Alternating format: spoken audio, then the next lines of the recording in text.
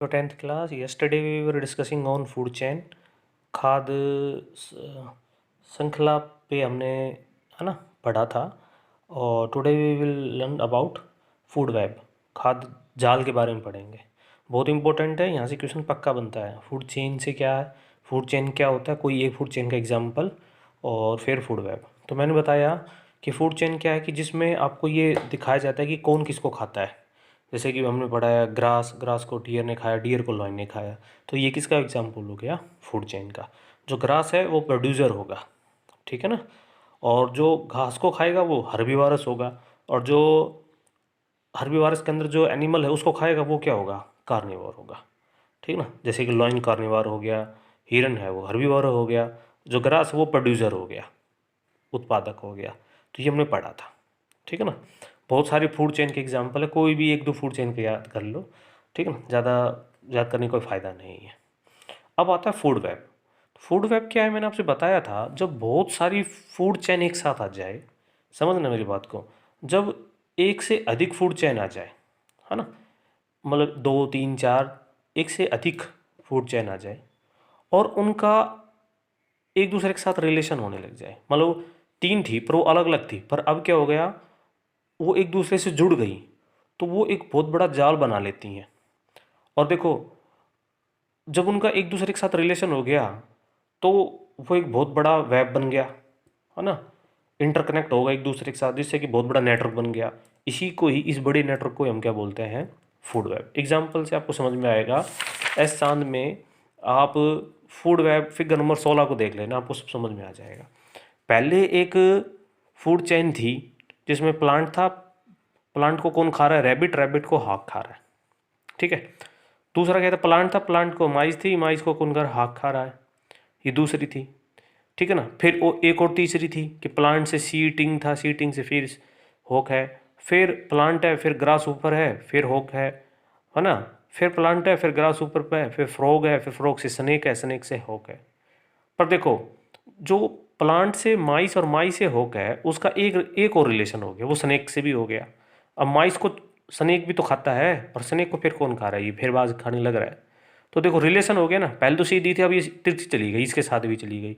और भाई इसका भी रिलेशन हो गया, ग्रासहोफर को भी होगा, ग्रासहोफर को सीधा बाज भी खा लेता है, फ्रॉग भी खा लेता है। तो देखो एक दूसरे के साथ ये जुड़ गए, एक जाल सा बना दिया। इसी को हम क्या बोलते हैं, फूड वेब बोलते हैं। बस इसमें ज़्यादा से ज़्यादा यूँ पूछेगा, what do you mean by food web, खाद्य जाल से आप क्या समझते हो, है ना। तो हेल्प बुक में जो मैंने क्वेश्चन सेंड करे हैं वो हिंदी मीडियम वाले वहाँ से याद कर सकते हैं, इजी डेफिनेशन में लिखे हुए हैं। नेक्स्ट है बच्चों, ट्रॉफिक लेवल किसे कहते हैं। ट्रॉफिक लेवल क्या है कि जितने भी फूड वेब के अंदर या फूड चेन के अंदर जितने भी स्टेप्स हैं, जैसे पहले पे कौन आया, प्लांट, ये पहला स्टेप हो गया, ठीक है, ये पहला लेवल हो गया, या स्टेप बोल सकते हो। दूसरा, फिर उसके बाद कौन आया, रैबिट आया, ये दूसरा स्टेप हो गया। रैबिट के बाद कौन आया, होका आया, ये तीसरा स्टेप हो गया। ये जितने भी स्टेप्स होते हैं भाई, तीन भी स्टेप हो जाए, चार भी स्टेप हो जाए, इन्हीं को, each step in food chain is cold trophic level, ठीक है ना। प्रत्येक स्टेप को, खाद्य श्रृंखला के अंदर प्रत्येक स्टेप को, प्रत्येक चरण को हम क्या बोलते हैं, ट्रॉफिक लेवल बोलते हैं, ठीक है ना। जैसे कि प्लांट, माइस और हॉक, इसमें बताओ इसमें कितने स्टेप है, तो वन प्लांट, सेकंड माइस, तीसरा बाज हो गया। तो इसमें तीन ट्रैफिक लेवल हो गए। पहले प्लांट पे जो फर्स्ट ट्रैफिक लेवल है, डेट इज प्लांट, ये ऑलवेज क्या मिलेंगे, प्रोड्यूसर मिलेंगे। इनको हम फर्स्ट ट्रॉपिक लेवल बोलते हैं। क्या बोलते हैं जी, फर्स्ट ट्रैफिक लेवल। दूसरा जो कि हर्बीवोरस होंगे, है ना, उनको बोलते हैं सेकंड ट्रॉपिक लेवल। क्या बोलते हैं जी, सेकंड ट्रैफिक ट्रॉपिक लेवल। और जो इनको खाएगा वो क्या होगा, कार्निवोर्स, तो वो होगा थर्ड ट्रॉपिक लेवल। और जो कार्निवोर्स को खाएगा वो बड़ा ही होगा साइज में, उसको हम बोलते हैं टॉप कार्निवोर्स। ये फोर्थ ट्रॉपिक लेवल होते हैं। तो कितने ट्रॉपिक लेवल हो गए, four. First trophic level, second trophic level, third trophic level और टॉप या फोर्थ ट्रॉपिक लेवल। तो फर्स्ट ट्रॉपिक लेवल पे आपके सारे के सारे क्या मिलेंगे, ऑटोट्रॉप्स मिलेंगे, प्रोड्यूसर मिलेंगे। सेकंड पे आपके मिलेंगे हार्बीवोरस। थर्ड ट्रॉपिक पे कार्निवर्स जो कि छोटे होंगे, और लार्ज कार्निवर्स आपके टॉप कार्निवर्स होते हैं, ठीक है, याद रखेंगे आप, ठीक है ना। जैसे कि मान लो ग्रास है, इंसेक्ट है, फ्रॉग है, बर्ड है। तो ग्रास है ना, वो तो फर्स्ट ट्रॉपिक लेवल है। इंसेक्ट कीट पतंगे ये आपका सेकंड ट्रॉपिक लेवल है। फ्रॉग है ये आपका थर्ड ट्रॉपिक लेवल है। और बर्ड है ये आपका फोर्थ ट्रॉपिक लेवल है। तो ये होता है ट्रॉपिक लेवल। बस ये इतना ही पूछेगा। The trophic level in a food chain can also represent by pyramid of number. ये पिरामिड में दिखाया जाता है। क्यों? क्योंकि इससे एनर्जी धीरे धीरे कम होती चलती है। पिरामिड में यूँ बनाया जाता है, नीचे एनर्जी ज़्यादा है क्योंकि एनर्जी लेते फिर इसका, फिर ये एनर्जी लेते हैं, इससे ये लेते फिर धीरे धीरे एनर्जी कम होती चलती है। इसलिए इसको किस रूप में दिखाते हैं भाई? पिरामिड टाइप में। ऐसे पूछ CBSE के बच्चे ने पूछा कि ऐसा क्यों रिप्रेजेंट करते, तो इसका रीज़न ये है भाई। ठीक ना? वैसे क्वेश्चन नहीं है, बस आपकी नॉलेज के लिए बता रहा हूँ मैं। अच्छा भाई, अब आता है कि इंसान ऐसा क्या कर रहा है जिससे कि इकोसिस्टम के अंदर बैड इफेक्ट देखने को मिल रहे हैं। तो देखो एक पिक्चर दिखा रहा, क्योंकि फिगर नंबर 21 में एहसान में ये इन दोनों ने क्या किया, इस लॉइन को मार दिया। ठीक है ना? और इसके साथ फोटो खिंचवा रहे हैं मारने के बाद। तो अब इसको तो ठीक तो नहीं किया जा सकता, पर इसने क्या किया, जो हमारी फूड चेन के अंदर जो जो ट्रॉपिक लेवल था लॉइन का, इसने उसको वहाँ से हटा दिया। अब हिरन की संख्या क्या हो जाएगी? बढ़ जाएगी। हिरन की संख्या बढ़ जाएगी तो घास क्या हो जाएगी? कम हो जाएगी। और घास कम होगी तो सारे हिरन क्या हो जाएंगे? मर जाएंगे। तो फूड चेन डिस्टर्ब हो गई कि नहीं हो गई? तो कह सकते हो कि इंसान अपनी एक्टिविटी से इकोसिस्टम के अंदर जो बैलेंस है ना, उसको क्या कर रहा है? ख़त्म कर रहा है, इम्बैलेंस कर रहा है, बिगाड़ रहा है। ठीक है ना? तो ये है मैन का सबसे बड़ा रोल। अब जैसे मैं आपसे पूछूं कि भाई what happen if all the lion are removed, तो अब अभी मैंने इसका रीज़न दिया। क्या होगा यदि सारे के सारे हिरन ख़त्म कर दी जाए? तो बताओ क्या होने वाला है? तो वो बोलोगे फिर शेर मर जाएंगे। If all the producer are removed, यदि घास ही ख़त्म कर दी जाए तो फिर ये शेर भी गया, हिरन भी गया, ख़त्म ही हो जाएंगे। ऊपर वाले जो भी लेवल हैं, second trophic level, third trophic level और फोर्थ ट्रॉपिक लेवल है, ये भी एग्जिस्ट नहीं करेंगे, क्योंकि ये तो डिपेंड ही प्रोड्यूसर के ऊपर है। तो इंसान इस इकोसिस्टम को अनबैलेंस कर रहा है बच्चों। नेक्स्ट हमारा पार्ट, अभी नेक्स्ट पार्ट में आते हैं, जिसका नाम है, और मैंने आपसे शायद कई बार बताया हुआ है कि जो खाने से हमें एनर्जी मिलती है, जो हम कहते हैं कि हमें इतनी एनर्जी मिल गई, हमें खाने से एनर्जी मिली, एक्चुअली ये एनर्जी हमें भोजन से तो मिली है, पर ये एनर्जी भोजन के पास भी कहाँ से आई? तो मैंने बताया था, ये सन से आती है। सन ही है अल्टीमेट सोर्स ऑफ एनर्जी। किसी भी तरह देख लो, ऐसी कोई भी चीज़ देख लो जिसमें एनर्जी है, वो अल्टीमेट एनर्जी सन से ही बनी है उसकी। भाई खाने फ्रूट्स में तो आपका सीधा अल्टीमेट है। जो भाई मांस वगैरह खाते हैं, वो भी, वो जो जानवर था जिसने उनको खाया है, वो भी किसी को खा के आया होगा, उसने किसी हर्बीवोर्स को खाया होगा। तो एनर्जी तो उससे उससे और उसको उससे इससे मिल रही है। अल्टीमेट इंसान बैठता है, इंसान उसको खा लेता है, तो वो एनर्जी जो वो बोलता है कि मैंने तो ये एनर्जी इस मुर्गे से खाई है ना, या सूअर से खाई है, जो भी है, वो ये बात को भूला बैठा है कि इस सूअर ने या मुर्गे ने जो भी एनर्जी खाई है, वो भी तो किसी आगे से आई होगी। और वो एनर्जी फिर किससे आई है? प्रोड्यूसर। तो भाई अब एक बात समझना मेरी बात, यदि मान लो फर्स्ट टॉपिक लेवल पे सभी प्रोड्यूसर हैं, ठीक है बेटा, दूसरे पे कोई उसको खा उसने उसको खा लिया, जैसे कि भाई मान लो आप यूँ ही समझ लो कि मान लो पहले पे ग्रास है, दूसरे पे हिरन है और तीसरे पे इंसान है, मान लीजिए। तो एक इंसान मेरी ये कहता है भाई मैं तो हिरन को खाऊंगा। ठीक है ना? क्यों? क्योंकि उसको कहता है कि उससे एनर्जी मिलती है। तो मैं उसे तो हम उसे ये कहेंगे, अरे भाई जो घास से जो एनर्जी थी ना, मान लो घास के पास जो एनर्जी थी, कुछ भी लगा लो, मान लो 10 जूल थी, 50 जूल थी, उसका केवल 10% ही अगले को मिलेगा। मतलब कि 100 थी मान लो ग्रास के पास, तो उसका 10% कितना होगा? 10। 10 ही हिरन के पास जाएगी, और 10 का जो 10 गई है ना, उसका 10% मतलब एक वो हमें मिलेगी। मतलब कि क्या होता है कि जितनी एनर्जी है ना, उसका 10% ही आगे जाता है।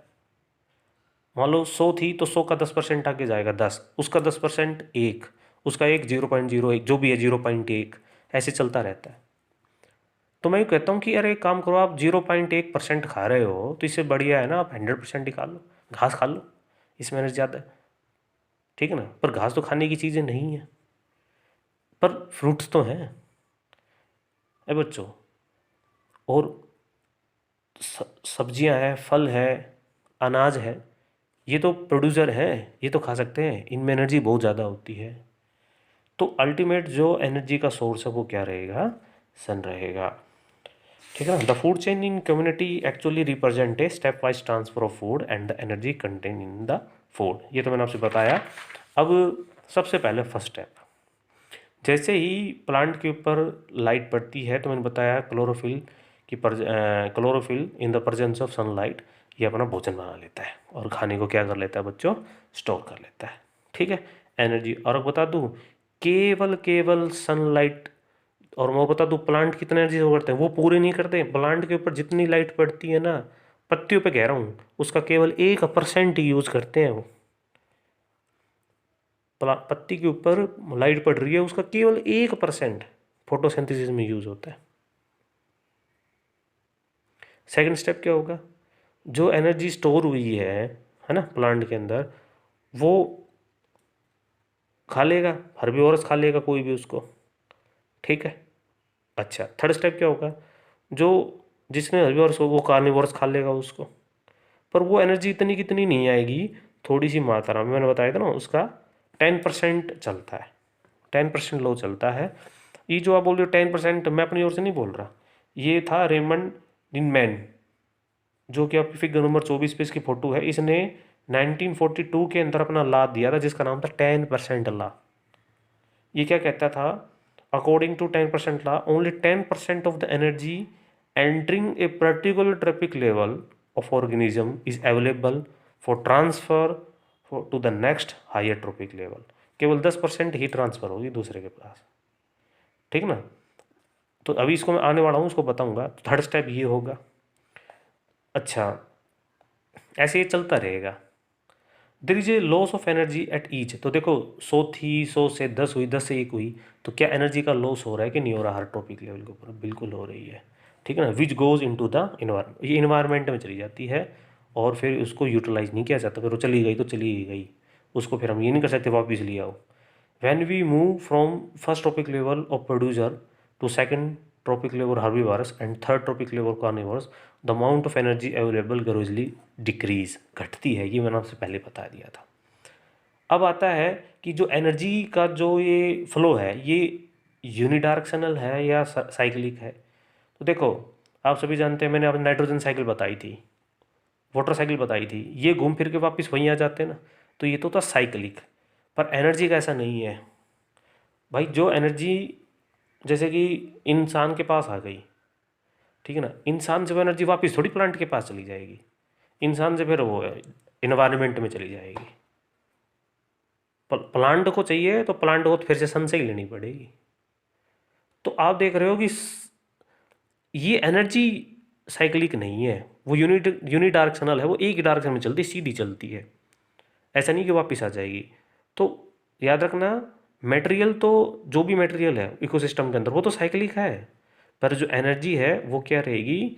यूनी डायरेक्शनल रहेगी। The flow of energy in the ecosystem is unidirectional, यानी मतलब एक ही डायरेक्शन में रहती है, वापस नहीं आती।